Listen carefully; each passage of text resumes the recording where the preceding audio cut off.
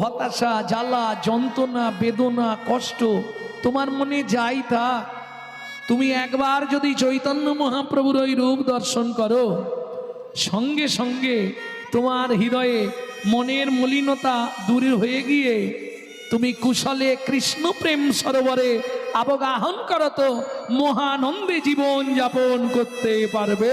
তাই গৌর হরি বল। হিমাভো বারাণাং, হেম মানে সোনা। ও মাইরা, তোমরা যে সোনাগুলো পরো এগুলো একবার কি দুবার পোড়ানো? সোনার অরিজিনাল কালার হচ্ছে কয়লার মতো কুচকুচে কালো। সোনা পোড়ালে এইরকম হয়, একবার প্রত্যেকবার পোড়ালে 1 পাই করে কমবে, একা নয়, 1 গ্রামে 1 পাই কমে। বলছে লাখবান কাঞ্চন যিনি গোরার উপলাবনী, সোনাকে 1 লক্ষ বার, এটা যদি একবার দুবার পুড়ি এরকম কালার আসে, তাহলে 1 লক্ষ বার সোনাকে পোড়ালে তার কেমন রং হবে?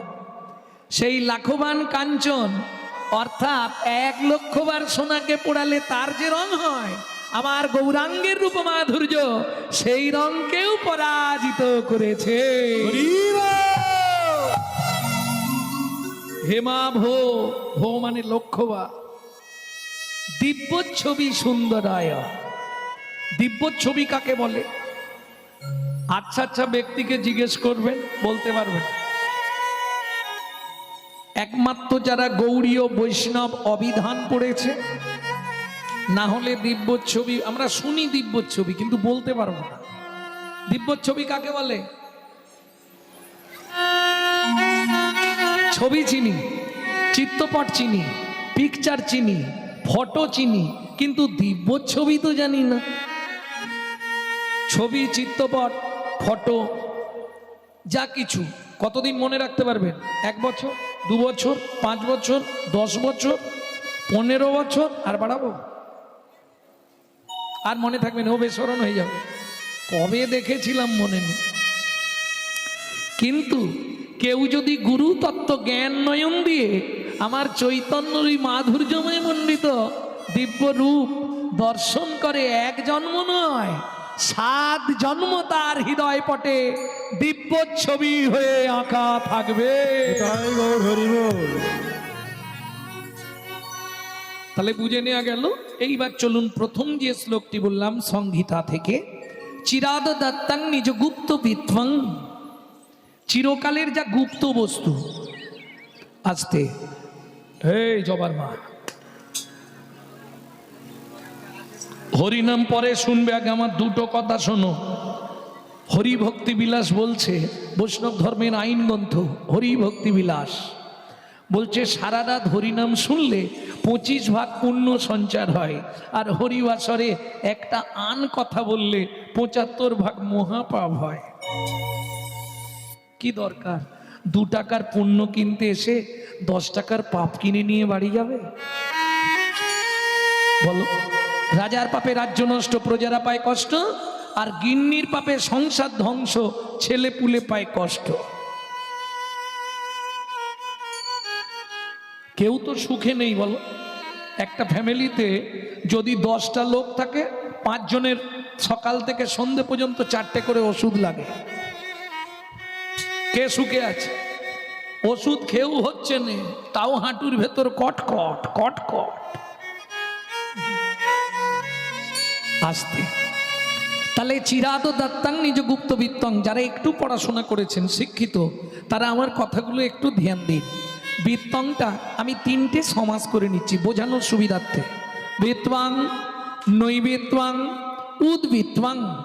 বৃত্তি মানে কর্ম বা কর্তব্য, নৈবিত্তাং নিত্য প্রয়োজন, উদ্বৃত্তাং বাঁচিয়ে রাখা।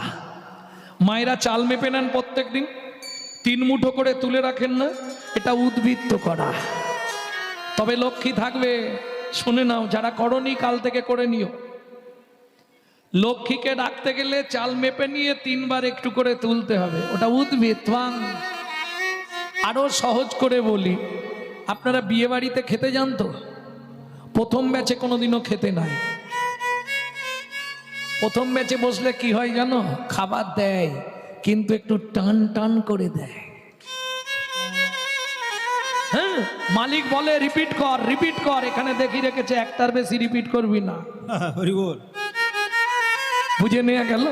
আরো সহজ করে দিচ্ছি, বাবা মার যদি 4টে ছেলে মেয়ে হয়, বাবা যদি 4 ছেলে মেয়ের জন্য 4টে রাজভোগ আনে, মা কি করে জানেন?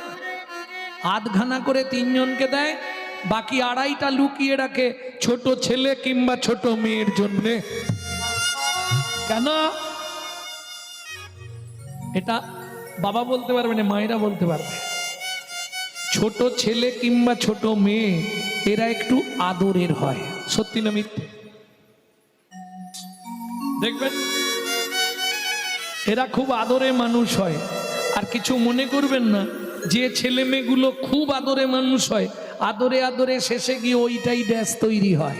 তাই গৌর হরি বল। বুঝলেন না? বিশ্বপিতার 4 ছেলে, সত্য, তেতা, দাপর, কলি। কলি কোন ছেলে? ছোট। অত্যাচারী, অনাচারী, ব্যভিচারী, ভ্রষ্টাচারী, কুলাচারী, চরিত্রহীন, লম্পট হয়ে জন্মালো কলি। বিশ্বপিতা জেনে গিয়েছিলেন আমার ছোট ছেলেটা জীবনেও ভালো হবে, ওই জন্যে তিনি সত্য, তেতা, দাপর 3 যুগে হরিনাম দিলেন, কিন্তু আধখানা প্রেমটা উদ্বৃত্ত করে রাখলেন। বুঝে নেওয়া গেল? মায়ের আধখানা মিষ্টি দেওয়ার মতো নাম দিলেন, প্রেম দিলেন না। আচ্ছা, আপনারা কি বোঝেন নাম আর প্রেম দুটোর কি ব্যাপারটা? বোঝেন? বোঝেন না?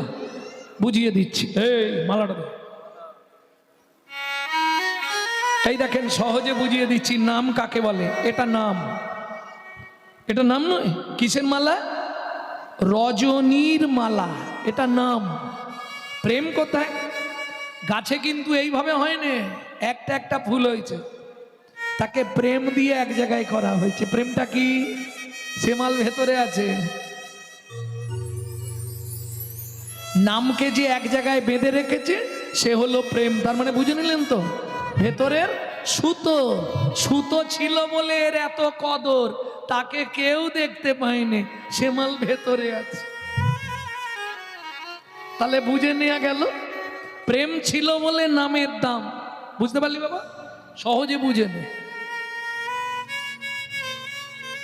এইবার চলুন, কাজবাড়িতে মাল বেশি হলে আপনাদের এদিকে কোথায় রাখে? স্টোর রুমে। ইংলিশে বলা হয় স্টোর রুম, গ্রাম্য ভাষায় বাংলায় বলা হয় ভাড়ার ঘর, তাই তো? চৈতন্য মহাপ্রভুর ভাড়ার ঘরটা কোথায় ছিল? ছিল গোলকে, এলো এলোকে, ছিল গোলকে, এলো এলোকে। ও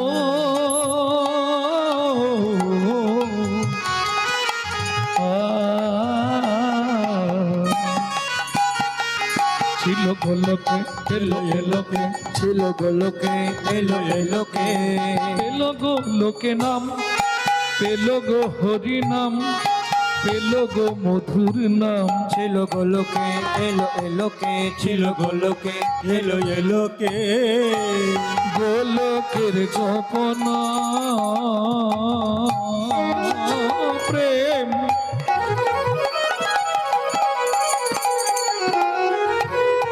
পরিবারে দান।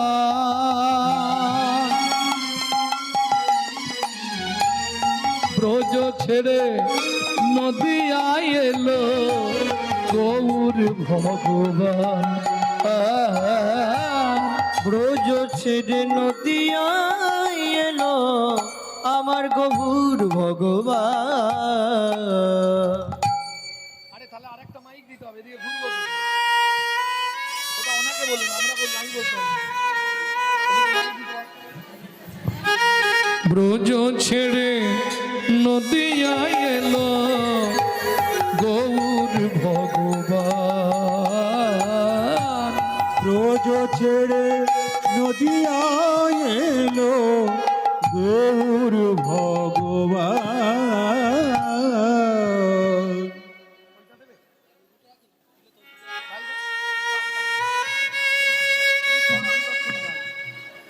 ভক্তমণ্ডলী, ভক্তিমতী মায়েরা, তাহলে উদ্ভিত্বাং ক্লিয়ার হলো?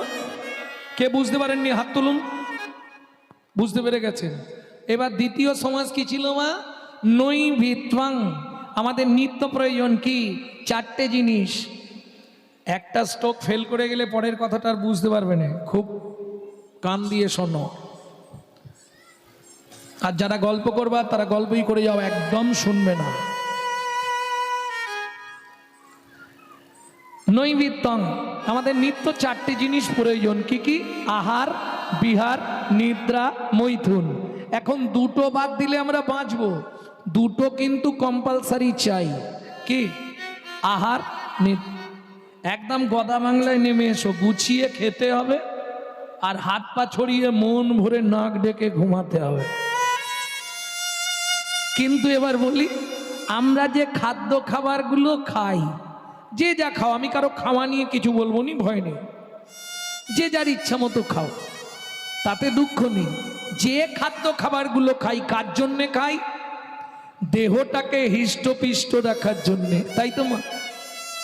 এইবার বলি, দেহের ভেতর যিনি আছে অর্গানাইজ করছেন, অর্গানাইজার, সুইচ মারলে কথা বেরোবে, সুইচ না মারলে বেরোবে না। সুইচ মারলে হাত পা চলবে, না হলে চলবে না। তিনি কিন্তু এই জড়জাগতিক ভাত ডাল তরি তরকারি খায় না, তার খাবার হলো বিশুদ্ধ হরি নামামৃত সুধার। গীতার ভাষায় যাকে বলা হয়েছে আত্মা রাম। ভক্তমণ্ডলী, ভক্তিমতী মায়েরা, তাহলে বুঝে নেওয়া গেল। একটু তোলো। গীতার ভাষায় যাকে বলা হয়েছে আত্মা রাম, বুঝে নেওয়া গেল। তার খাবার হচ্ছে হরিনামামৃত সুধারস, বিশুদ্ধ। ও মায়েরা, প্রশ্ন হবে, বাবা গৌরাঙ্গ বিশুদ্ধ বললে কেন? জলকে ফিল্টার করলে শুদ্ধ হয়, শুদ্ধকে ফিল্টার করলে পরিশুদ্ধ হয়, পরিশুদ্ধকে ফিল্টার করলে বিশুদ্ধ হয়। বুঝে নেওয়া গেল। জনিতাই জনিতাই জয় রাধে রাধে।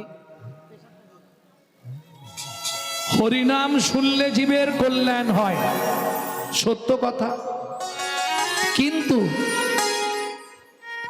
ডক্টর বিধানচন্দ্র রায় বলছে, দুধ খেলে শরীরের 32 রকম ভিটামিন জন্মায়, কিন্তু দুধটা যদি বিড়ালের মুখ দেওয়া হয়, ভিটামিন হবে তো? কি হবে?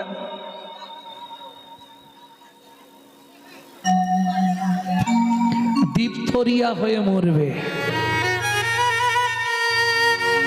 তাই তো? তাহলে হরিনাম শুনলে জীবের কল্যাণ হবে। কি কি কল্যাণ হয় বলো? এত বছর হরিনাম শুনছো, বলো। একদম চৈতন্য চরিতামৃতের প্রথমেই আছে, কৃষ্ণদাস কবিরাজ গোস্বামীর যে চৈতন্য চরিতামৃত, আদি লীলার প্রথমের দিকেই আছে হরিনাম শুনলে জীবের কি কি কল্যাণ হয়। জানো? যদি জানো তাহলে বলে সময় নষ্ট করুন। জানো কি? কেহ বলে নাম শুনিলে হয় রে পাপ ক্ষয়, কেহ বলে নাম শুনিলে হয় রে পাপ ক্ষয়, কেহ বলে নাম শুনিলে থাকে না জমের ভয়, কেহ বলে নাম শুনিলে থাকে না জমের ভয়। হরিনামের বহু অর্থ দুই মোক্ষ মানি, হরিনামের বহু অর্থ দুই মোক্ষ মানি, সর্বয় মঙ্গল হরে ইহাই মোরা জানি, সর্বয় মঙ্গল হরে ইহাই মোরা জানি, সর্বয় মঙ্গল হরে ইহাই মোরা জানি, সর্বয় মঙ্গল ঘরে ইহাই মোরা জানি। তাহলে হরিনাম শুনলে জন্ম জন্মান্তরের পাপ ক্ষয় হয়ে যায়, আর সর্ব অমঙ্গল দূরীভূত হয়ে সংসারে শান্তির সন্ধান পাওয়া যায়। প্রেম সে বলো চৈতন্য মহাপ্রভু কি। তাহলে বুঝে নেওয়া গেল। এইবার বলি, হরিনাম শুনলে জীবের কল্যাণ হয়, কিন্তু সেটা বিশুদ্ধ চাই। কিরকম? ওই অনাচারী ব্যক্তির মুখে হরিকথা শোনা সর্প উচ্ছিষ্ট সমদুগ্ধং, সাপের এঁটো করা দুধ খেলে যেমন তোমার ভেতর গিয়ে বিষক্রিয়া করবে, অনাচারী ব্যক্তি যারা, তাদের মুখে হরিনাম শুনতে ভালো লাগবে, সারা রাত হরিনাম শুনবে আর সকালে গিয়ে মারামারি বাঁধবে, বিষক্রিয়া হয়ে যায়। বুঝে নেওয়া গেল। তাহলে নৈবেদ্য আমাদের নিত্য প্রয়োজন কি? চৈতন্য চরিতামৃত যখন লিখছে কৃষ্ণদাস, তখন তার বয়স কত জানেন? 80 বছর। ডান দিকে রেখেছে মুরারি গুপ্তের কর্চা, বাঁ দিকে রেখেছে গোবিন্দ ঘোষের কর্চা। দুটো কর্চা দেখছে আর লিখছে। গভীর রাত্রিতে চৈতন্য মহাপ্রভু স্বপ্নাদেশ দিলেন, কৃষ্ণদাস কে? আমি শ্রীকৃষ্ণ চৈতন্য মহাপ্রভু। শোনো কৃষ্ণদাস, জীবের নৈতিক প্রয়োজনের জন্যে আদি লীলায় 6টা লাইন মোটা কালি দিয়ে লিখে দাও। চৈতন্য চরিতামৃত খুলে দেখবেন আজও ওই 6টা লাইন সব লাইনের থেকে মোটা কালিতে লেখা। নৈবেত্বাং, জীবের নৈতিক কর্তব্য কি? সাথে পাঁচে মিলি নিজ দাঁড়েতে বসিয়া, হাতে পাঁচে মিলি নিজ দাঁড়িতে বসিয়া, কীর্তন করহ সবে করতালি দিয়া। কীর্তন করহ সবে করতালি দিয়া। ও প্রভু, কি গাইব? 16 নাম 32 অক্ষর হয় মহামন্ত্র। 16 নাম 30 অক্ষর হয় মহামন্ত্র। যাইয়া গৃহেতে জপ হইয়া স্বতন্ত্র। যাইয়া গৃহেতে জপ হইয়া স্বতন্ত্র। আচ্ছা প্রভু, এই 6টা লাইন কিন্তু হৃদয়ঙ্গম করে নিন। মরার আগে বিছানায় শুয়ে থাকলে সেখানেও কাজে লাগবে। হ্যাঁ গো, আমরা তো কলির জীব, কোনো নিয়ম আছে? মহাপ্রভু বললেন কোনো নিয়ম নাই। খাইতে শুইতে নাম লবে যথা তথা, খাইতে শুইতে নাম লবে যথা তথা। স্থানে কাল পাত্র নাই নিয়ম বিধি তথা। খান কাল পাত্র নাই নিয়ম বিধি তথা। ও মাইরা, সব কথা তো মুখে বলা যাবে না, একটু আমার দিকে লক্ষ্য রাখবেন। কিছু কিছু আকার ইঙ্গিতে দেখিয়ে দিচ্ছি, বুঝে যাবেন। সময় পেলেই গাইবে, সময় পেলেই গাইবে, সময় পেলেই গাইবে, সময় পেলেই গাইবে। তোমরা দেখতে পাচ্ছ না? সময় পেলেই গাইবে, সময় পেলেই গাইবে। কাম কামনা দূরে যাবে, সময় পেলেই গাইবে। কাম কামনা দূরে যাবে, সময় পেলেই গাইবে। কামনা দূরে যাবে, সময় পেলেই গাইবে। কাম কামনা দূরে যাবে, প্রেমানন্দের উদয় হবে। কামনা দূরে যাবে, আনন্দের উদয় হবে। কামনা দূরে যাবে, আনন্দের উদয় হবে। কামনা দূরে যাবে, আনন্দের উদয় হবে। কামনা দূরে যাবে, সময় পেলেই গাইবে, সময় পেলেই গাইবে। তাহলে নৈবিত্তাং ক্লিয়ার হয়ে গেল। এবার বিত্তং, বৃত্তি মানে কর্ম বা কর্তব্য। আগে জিজ্ঞেস করে নি কি ইচ্ছা, আবার পরজন্মে মানুষ হবে না, দরকার নেই।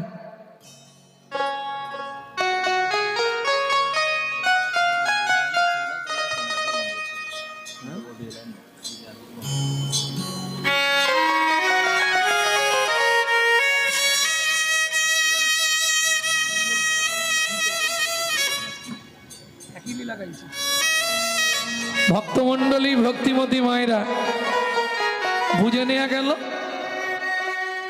নৈবিত্তং কমপ্লিট। তাহলে উদ্বৃত্তং নৈবিত্তং, বাকি আছে বৃত্তং। বৃত্তি মানে কর্ম বা কর্তব্য। কিং কর্তব্য বিমূঢ়, মানুষ হইয়া জনম লোভিলি, করিলি ভূতের কাম। নিশি দিশি শুধু পচাল পারিলি, না লইলি কৃষ্ণ নাম। ওরে নিশি দিশি শুধু পচাল পারিলি, না লইলি কৃষ্ণ নাম। এখন মায়েরা